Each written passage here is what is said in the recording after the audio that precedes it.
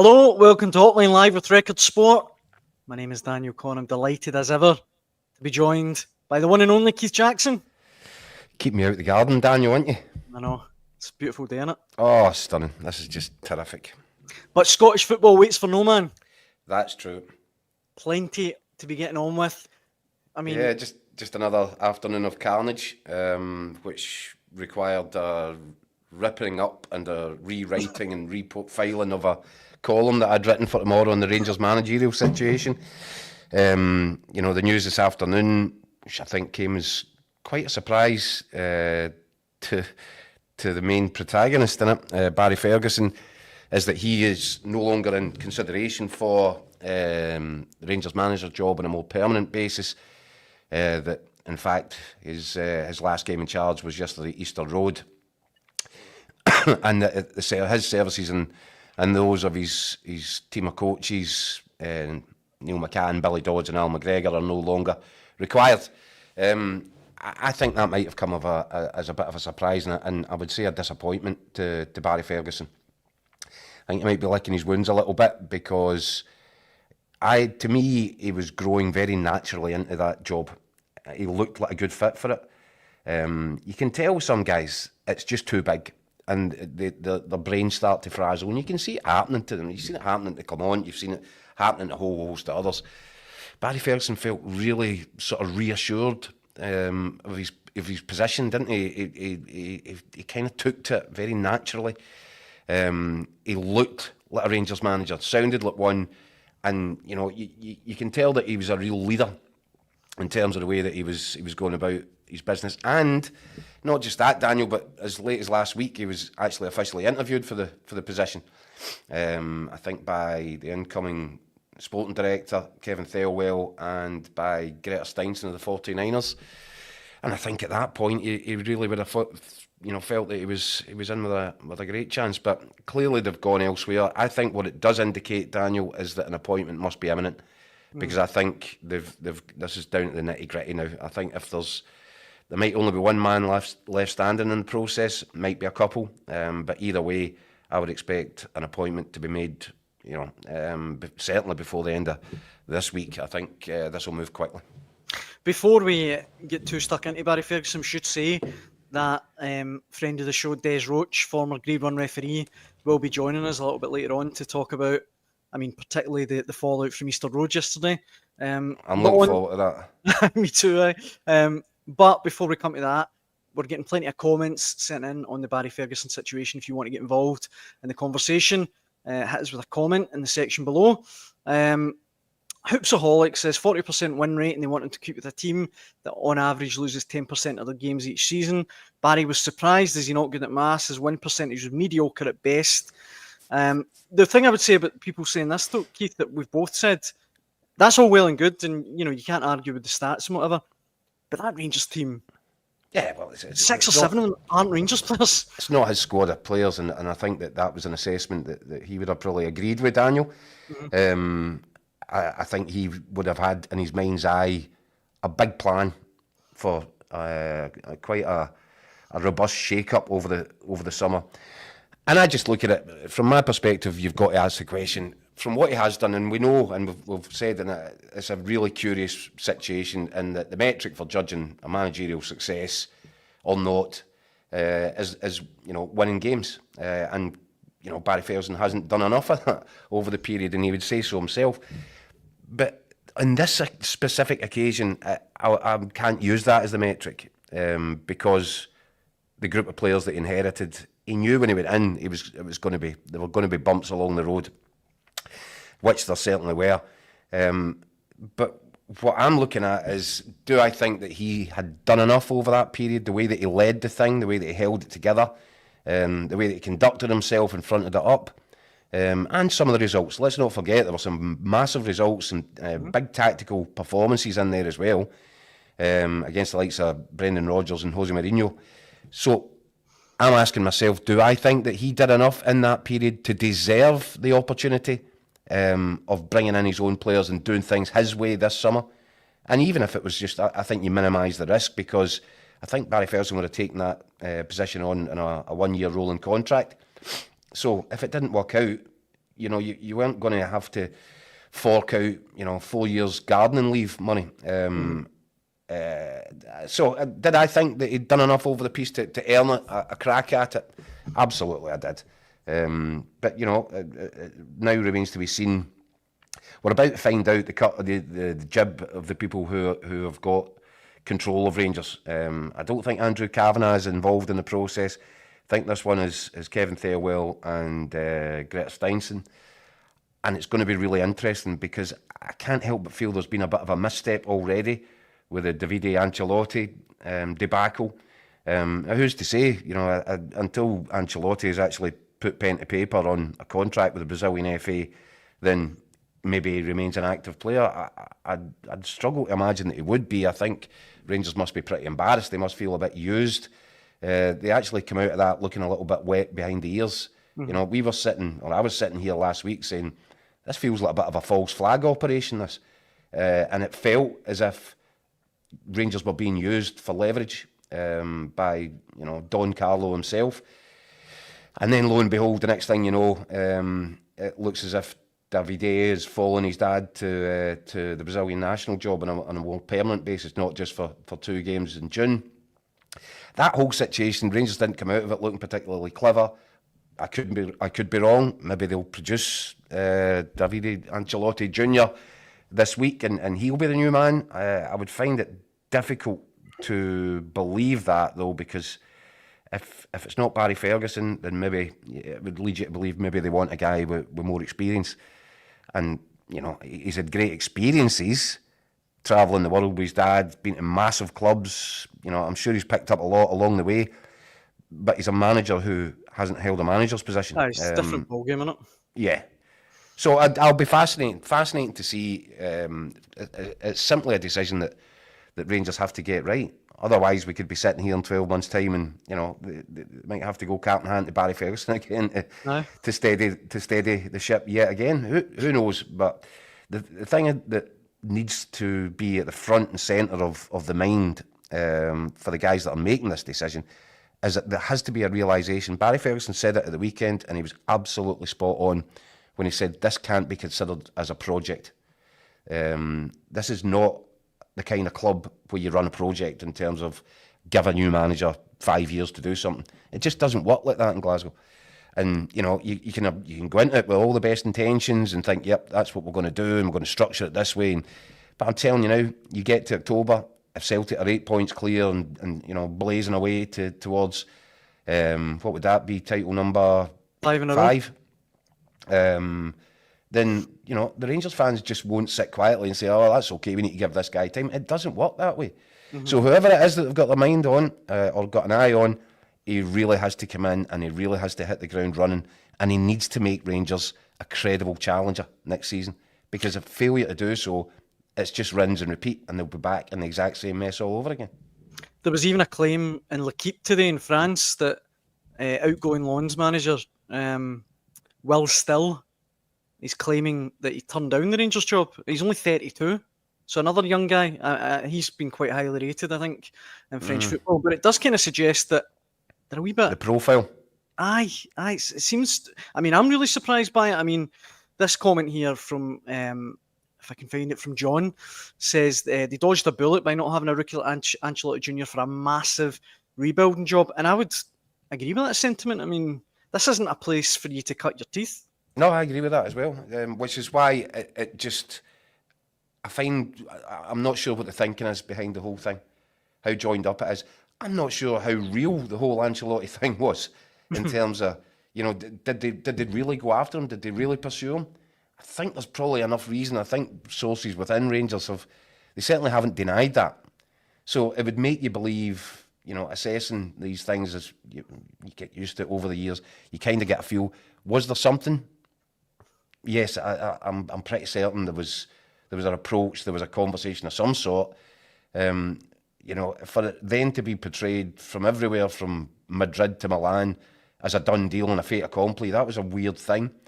And, if I get a red flag on that, if I can see that for what it is, which is what I think it was using the whole Rangers thing like a stalking horse to get something else elsewhere, That's what it looked like, and it did look as if Carlo Ancelotti was leaning on a couple of people to get that message out. And if I can see that for here, that would give me a little bit of a concern about the guys that are, heading up the process right now. Do they know what they're doing? Are they a little bit naive here? Because there's a couple of things here that might raise concerns. So it'll be, as I said, fascinating. And I do think, fairly comfortable in saying, the fact that they were able to eliminate Barry Ferguson from the running today would suggest to me that they're almost there. They're almost over the line in terms of the guy that they do want. I will bring in Des Roache in just a moment, and we'll go over some of the very controversial decisions from yesterday. But before we do, just a couple more comments, because they're coming in thick and fast. JJ says, it's like a rock and a hard place for the Bears. Did they stick with staunch and inexperience, or roll the dice on foreign and inexperience? This one as well, if I can find it. Well, this one is actually, Mark says, everyone watching, please hit the like button. Nice. Thanks, Mark. Cheers, Mark. Rangers Easy OK says, I reckon it'll be Ancelotti or Danny Roll. Reckon they want a coach, not a manager, to implement a style of play. We've been linked to players over the weekend. Who's signing them currently? I mean, I imagine Kevin Thelwell's probably behind a lot of that. Keith, I mean, is that fair assumption? You would imagine so, but they do have Niels Koppen in there as well. But again, look, it's the old Einstein one, isn't it? About doing the same thing over and over, etc., etc. Because the recruitment department at Rangers at Auchenhowie is broken. It's a shambles, and it's been a shambles for some considerable length of time. So if it's these same people making these same mistakes, identifying the same type of players who aren't cut out for it, I think there's quite a lot. Look, don't get me wrong, I'm not trying to pee in anybody's cornflakes here. The Rangers supporters have got a lot to look forward to this summer. This is an exciting time, and it should be viewed as an exciting time for Rangers, because they are getting the change that they so desperately needed. There will be fresh ideas, fresh thinking, fresh finance, the whole kit and caboodle, and now there's going to be a new manager as well. But there's a lot behind the scenes that needs to be properly addressed. Yeah. And that's where, another reason why I thought that Barry Ferguson was well suited to the thing, because he's been on the inside making his own assessments. He's seen what the staff is like around Auchenhowie. He's seen what the players are like. He would be able at this point now to tell you exactly what you need to do tomorrow to turn things around. Whereas, you would think now a new man's going to require a bit of time to come to the same assessments on the same positions. But I tell you, a blind man can see that Rangers recruitment is all wrong, and has been all wrong for a significant length of time now. And it would worry me as a Rangers supporter if you were looking at your club thinking, well, the guys that have made all these decisions that haven't worked out particularly well, they're getting to go again. I think there must be Rangers fans out there that'll be slightly terrified by that.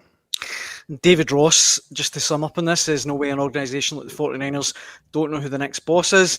And Marzuno says, if the 49ers take over the hotline, will we get Ryland Clark to replace Daniel? That's a good look, I like it. Listen, that was quite funny, Marzuno. I'll let you away with that one. I'm very delighted to move on from that extremely quickly and bring in the one and only Des Roache. Des, how's it going? You're on mute, Des. You're on mute, Des. It's the full Des package. That's just me. You know what you listen. You know what you get with me. I'm always mute for the first 5 seconds. How's it going? I'm good. Des. I'm good. Enjoying the sunshine with the family. Enjoying the goodness me, what weather we're getting just now. Magic. Magic. Des, I'm so glad you're here. Because I was getting. That's the first time I've ever heard you say that, Keith. Well, if you remember, just that feels like hardly any time ago, Des, when you were saying that Nick Walsh, because of the penalty decision that he gave to Ross County in the 96th minute, a decision which potentially could have dragged or sent St Johnstone down and could have dragged Dundee into the relegation playoff. Because of that decision, and it was an absolute disgraceful decision, that one. It was wild. That he should be told by Willie Collum to take the weekend off, get onto a beach nice and early, go take a wee break, because you can't make a mistake as bad as that. While we were on the show, I said to you, breaking news, I believe he's not getting sent away on holiday. I think he's getting sent to Easter Road to take care of Hibs v Rangers on the final day, which seemed fairly amusing at the time, until he turns up and he does it, and he's got the same VAR team behind him, and he commits another one by failing to spot a goal, which, I mean, talk about having a material impact on a football match, which is you're hoping the referee takes care of a football match, goes about his business, as you said, Des, try and do it nice and quietly, don't get overly noticed. He's changed the outcome of a crucial relegation game on the Wednesday, and then he's changed the outcome of potentially of that game at the weekend. Rangers could have gone 2-0. Who knows? He might even have cost Barry Ferguson his chances of getting the job on a permanent basis. I think we're stretching that a bit far to go to that level. However, what I will say is the decision at Dundee, which I've quite openly said was wrong, entirely wrong, because the first Dundee defender had no idea where the ball was. That could have been rose-ed. Scandal. A scandal. Listen, I will back up referees when I can, but I can't back that one up. What I will say with that one, and as we spoke about it during the week, was that Nick Walsh was put there because he's meant to have the experience and meant to have the professionalism. He could have bought himself time there, and he could have went to VAR. And this is where I'm going to come back to this. So I'm taking a long run up at it. He could have went to VAR, and VAR could have said, Nick, I think you might need a wee look at this one here. VAR didn't say that. So VAR were complicit in that incident. Correct. Absolutely complicit. Yesterday, I mean, Stevie Wonder could have probably told you that ball was over the line. But everybody's seen it. You look at there, Rocky Bashiri is on the ground. I'm not having the silhouette of the ball over the line. The ball is completely over the line. But VAR is complicit as well with the same team. Now, that incident you're showing there, that could have been taken at any time. There's milliseconds going beyond it, which we've all seen, and the ball's entirely over. The VAR is complicit again, and that is the same VAR who made the same decision at that time, and that was Andrew Dallas. Yeah. So I'm sorry, if we're giving Nick Walsh a hard time, we've got to give Andrew Dallas a hard time. Oh, I completely agree. And in fact, at full speed, there is an excuse for Nick Walsh. If you can't see it, you can't see it. If you can't see it, you can't give it. But in this occasion, with this particular incident, you've got a linesman who does nothing. I wouldn't blame the linesman on that one. He doesn't keep up with play, Des. He's not at the right angle. He's not at the byline. So he can't call it because he's not where he should be on the pitch. Can you see through a goalpost though? That's where I'm okay with that one. I don't blame the assistant. Well, I'm not convinced about that. You don't need to see through a post. It's gone so far beyond the post that if he's standing in the right place, he can award it. But he doesn't. So there's a second failure. And then you've got VAR. And why have we got VAR if you can't use it to call that when it's, what was it they said? It was not clear, no, I'm using the wrong phrase. Well, it was clear and obvious, and the guy that's got VAR, I mean, there were angles shown, I think even in the BBC highlights last night, but it is conclusive. It's completely, it's nothing but conclusive. So how VAR doesn't intervene in that? I mean, should he surely have called over Andrew Dallas? Should he surely have called Nick Walsh over to look at the screens to see for himself? Completely agree. He should have called exactly the same way he should have done it on the Dundee Ross County game. And he didn't. He let the on-field decision stand. So why is VAR there? Why are clubs paying money?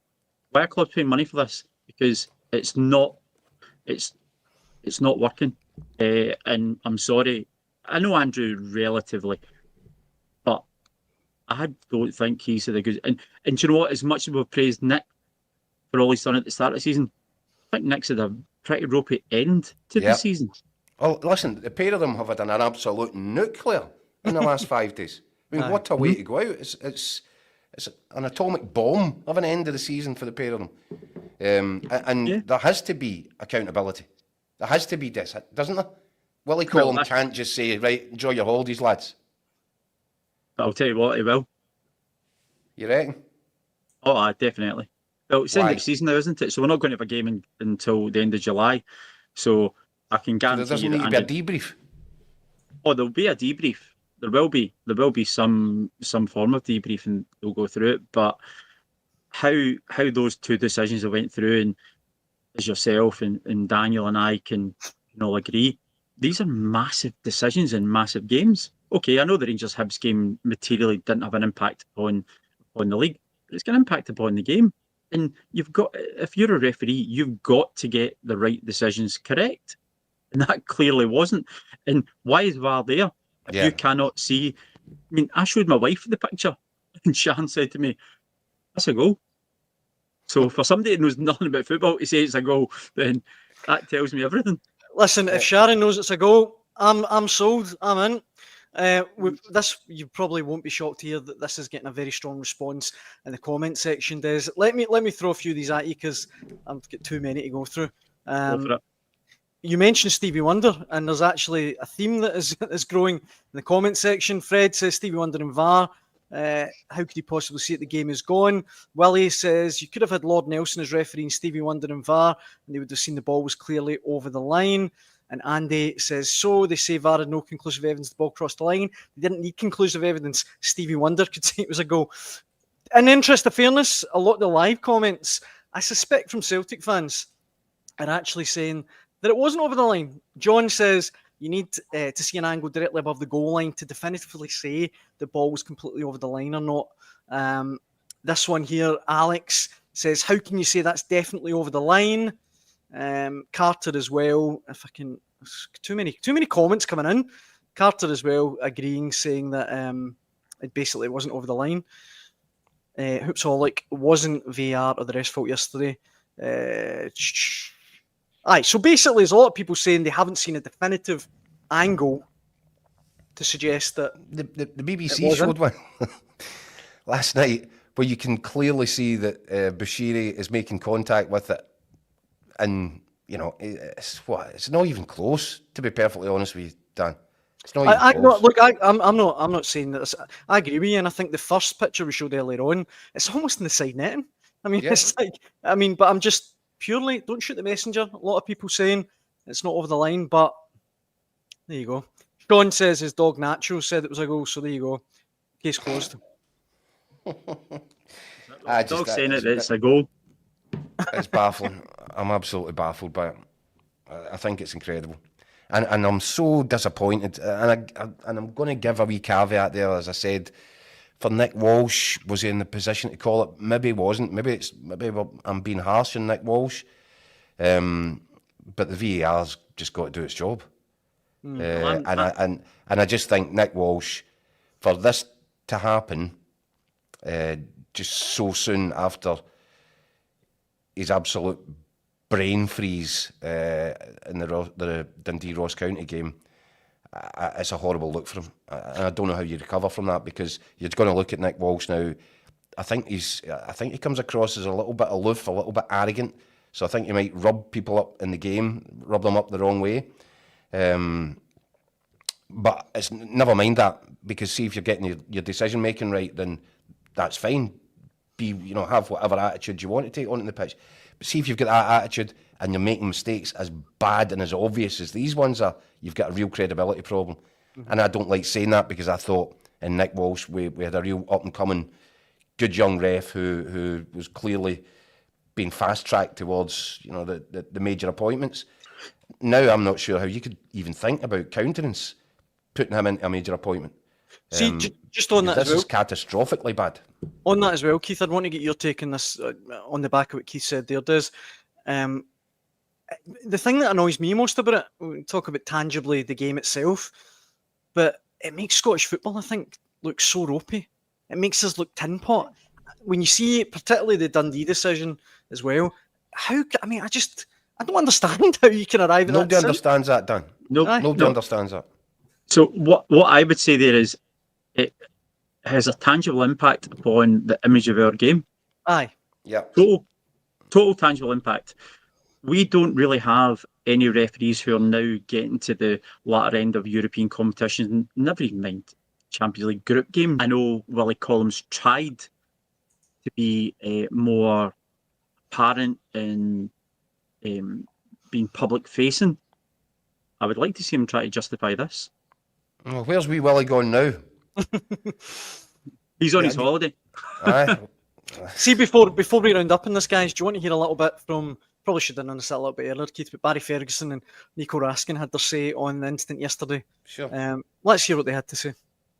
I don't want to get myself in trouble, but baffling. That's all I can say. Just the pictures, it's not just a read on it. Listen, again, I've got to watch what I say, but I watch it again right after the game. I've seen it when it happened. I've seen it again at half time. I've seen it at the end of the game. What's the point? Do you speak to Nick? Yeah, do you have Nah, he will speak. I can see you saying the fourth official. The fourth official was brand new. He was fine. The referee, no, I'm not interested. Did it actually get checked?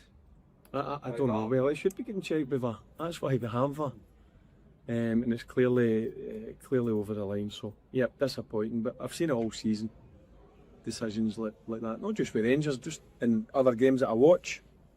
But that today was mind blowing. Is that another example of why you need goal line to draw? Yeah, we do. But again, I mean, I don't think you need goal line technology for that incident. It's clearly say it's over the line. As bad as you've seen, Barry? Yeah, up. It's got to be up there. The players stolen.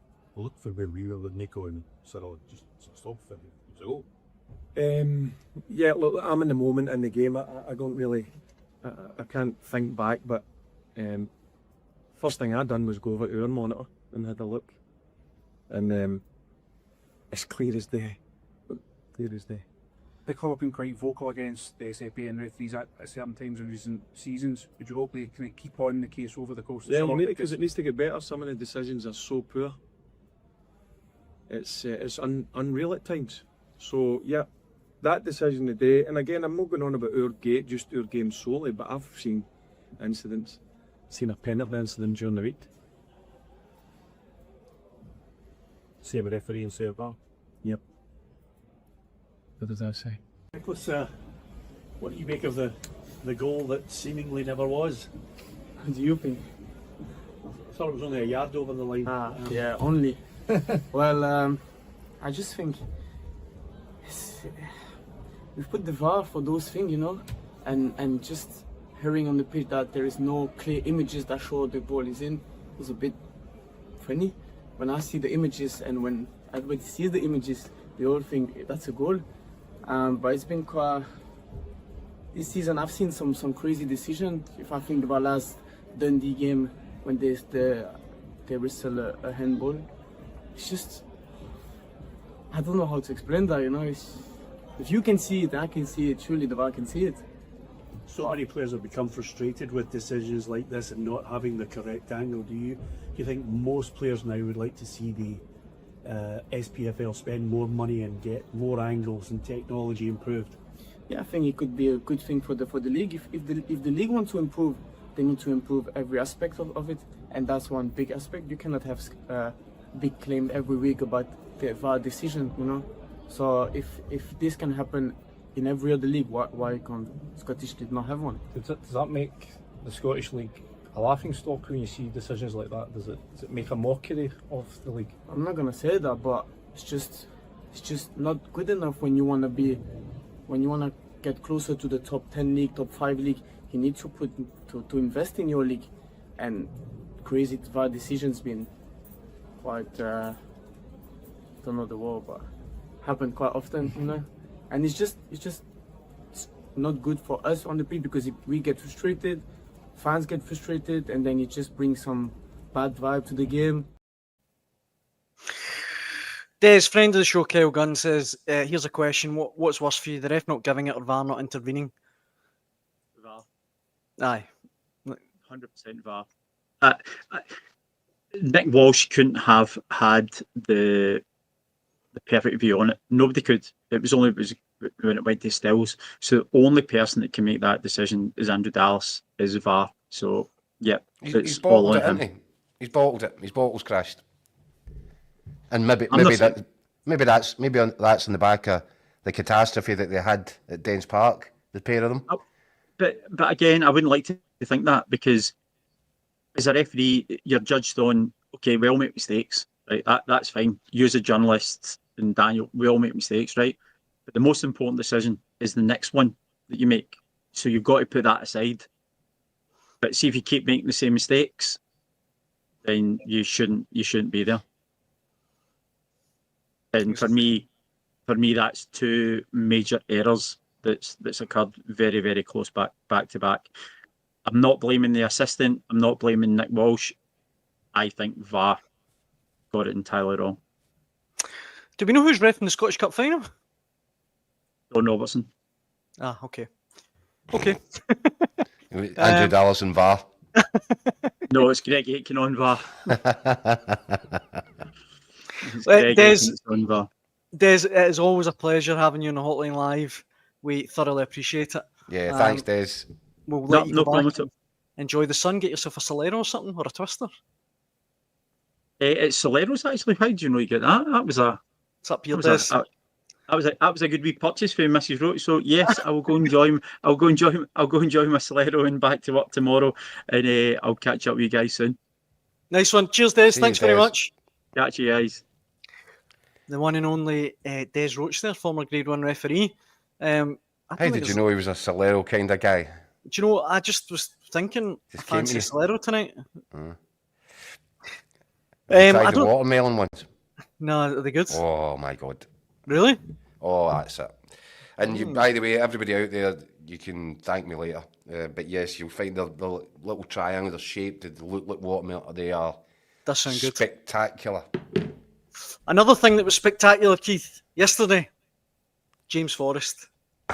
What about him getting that goal? It was written in the stars. It just, I mean, actually watching it, thought he's not going to get the goal. It's not going to come now. But he delivered. By the way, it wasn't just the goal, was it? I mean, when he came onto the pitch, how, he changed the game. How many times did he affect the game? Running at people, setting up chances, creating chances, crosses into the box. He's just top notch. He's top notch. And I'll tell you something, this is quite interesting because we've talked a few times, Daniel, about the importance of what Celtic have built and forged in the training ground at Lennoxtown and around the place. It's seeping out the walls is the culture. And James Forrest is the personification of that culture. He's been there for, 16 seasons now. He's got a bigger medal collection than any of the Lisbon Lions, biggest in the club's history. He lives and breathes for the opportunity to pull the shirt on and play for the team. And do you know something? Do you know why that's important? Do you know why I bring all that up? Because see it 1-0 down at home to St Mirren on the day that the flag's getting handed out or the trophy's getting handed over. That's a moment for these guys that really get it. They just dig deep. They find something. The guys that really, really get what it's all about, and no one gets it more than James Forrest. So when he's, given the chance to get onto the pitch, he's desperate to do something, to make the change, to be the game changer. And so it's not a coincidence, if you know what I mean, that it follows that he gets the goal with the last kick of the ball in the 94th minute. There's nothing coincidental about that. That's entirely speaks to the culture that Celtic have cultivated behind the scenes at Lennoxtown, where, I mention this because we've spoken about it in relation to Rangers and how there is no culture there. The last guys that really understand what that club's all about have just been shown the door today. So you've got a bunch of people in there, players that have come from left, right and centre, all over the shop. They don't have the same sort of template that Celtic have got in place. Where you look over one shoulder, there's James Forrest. You look over the other, there's Cal McGregor. There's Brendan Rodgers. There's John Kennedy.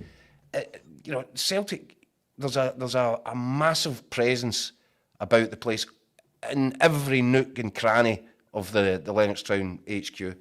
Rangers, there's none. And the one kind of link or bridge that they had to when Rangers used to be successful, that's them clearing out the office drawers this afternoon or tomorrow.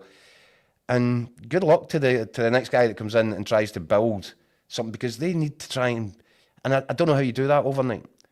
But this Celtic culture, that's what took James Forrest into that position yesterday, where he scores that goal and he writes his own fairy tales.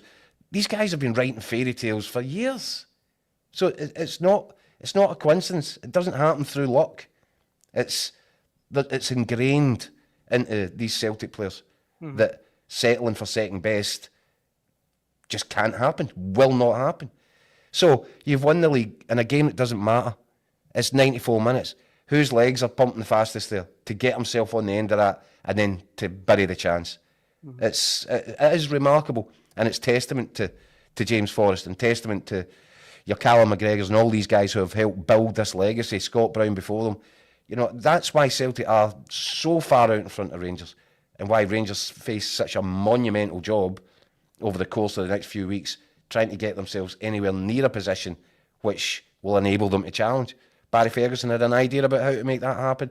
It's going to be fascinating to see, who does get this job and what his ideas look like. Because I tell you what, it's a hard school. Would you start James Forrest in the cup final? Yes, I would personally. I'd just start James Forrest. I mean, I was shouting for James Forrest to be starting for Scotland last summer at the Euros. I'm just a James Forrest fan. I think he brings so much.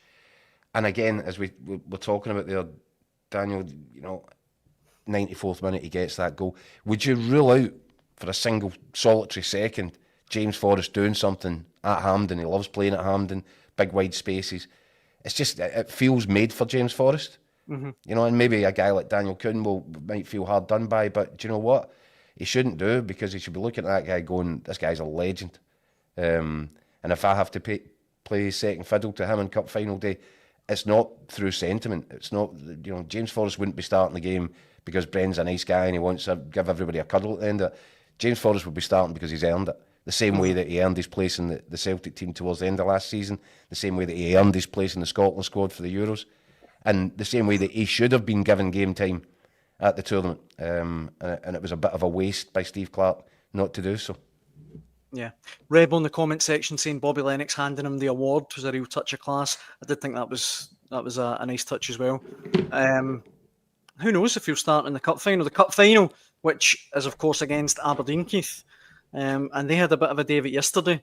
If you'd said in November, when I think it was actually Halloween, when they'd gone 9 points ahead of Rangers in second, that they would finish fifth. Pretty disappointing. 40 points off Celtic. Yeah. And we I don't know if you were on last week, Dan, when we were mentioning this. Jimmy Tilling's obviously got off to a brilliant start at Aberdeen, and he looks like the real deal, and the place is buzzing. And right up till now, the fans have kind of stayed on side with him. The big attendances at Pittodrie. There's still been a willingness to get behind him and stick with him, even though results at one point during the season just fell off a cliff. But you're now looking at a situation where they have absolutely tossed third place away. I mean, at one point, they looked good for a second place finish. In fact, people were saying they could actually go the distance and challenge Celtic. They have collapsed spectacularly from that position to now finish up in fifth. And I absolutely fear the worst for them when they go to Hampden. I think they're about to get rolled over by a Celtic side, which, didn't play particularly well at the weekend there, which will be a concern for Brendan Rodgers. But you just know when cup final day comes around and these guys run out there, I think there's a real danger for Aberdeen that this gets messy. And then if you finish the season having lost a cup final and drifted to fifth place in the league, it's not a good look at all for Jimmy Tilling. And he'll start next season, I think, under pressure, which will have come from nowhere, given that the Aberdeen fans have been happily to be along for the ride so far this season. But if this is the way it all ends, and it ends badly for him, and there's a bit of a horror story waiting at the other end at Hampden for him, then it's going to be a long summer of disappointment for these Aberdeen supporters, and they won't tolerate anything that looks even remotely close to that at the start of next season. We need to touch on, Keith, the kind of scenes after the full-time whistle at Tannadice yesterday. Jack MacKenzie. Disgusting. Absolutely crazy. I mean, just what it is. Madness.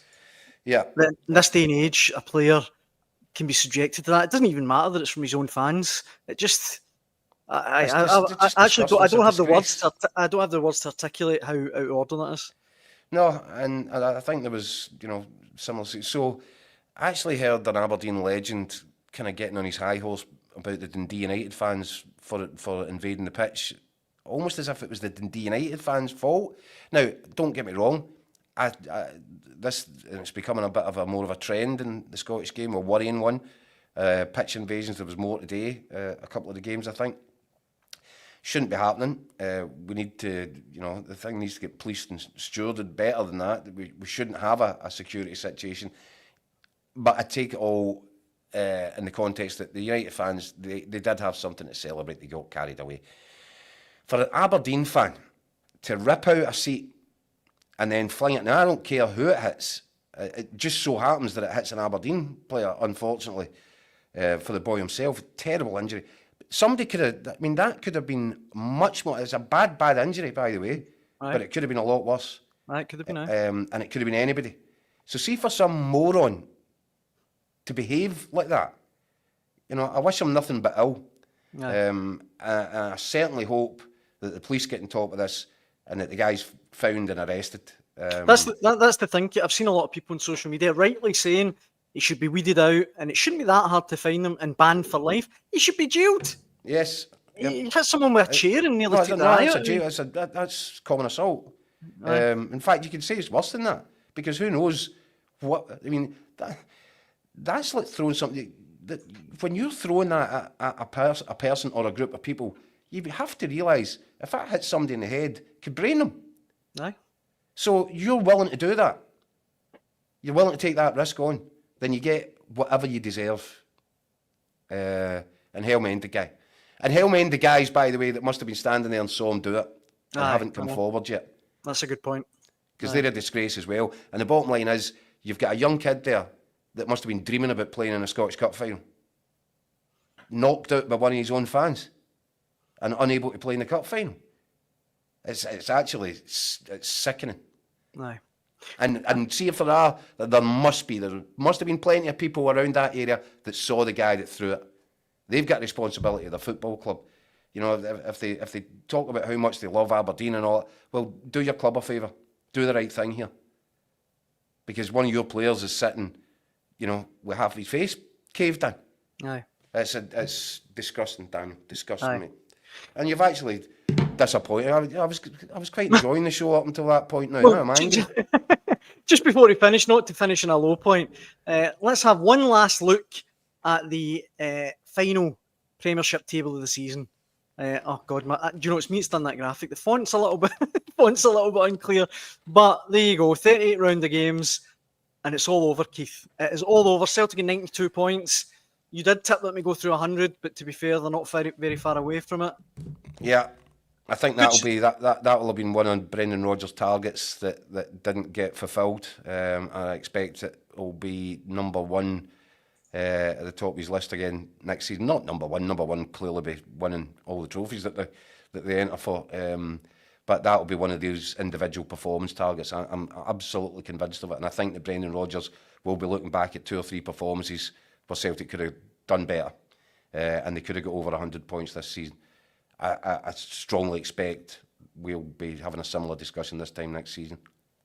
And just finally, Ross County's draw with Motherwell today means they will be in the relegation playoff against Livingston. How do you see that one going? I think bye-bye Ross County. Think so? Yeah. I think Livingston have already knocked them out of cup competition this season. They will not be looking forward to playing on that pitch. Nobody does. Apart from the Livingston guys who know it and are familiar with it. I think that this has got jeopardy written all over for Ross County. And this is a Ross County side, by the way, that's won 2 out of the last 27 points available. Wow. So that, see, when you're on that sort of tailspin, there's nothing much to clutch onto for them.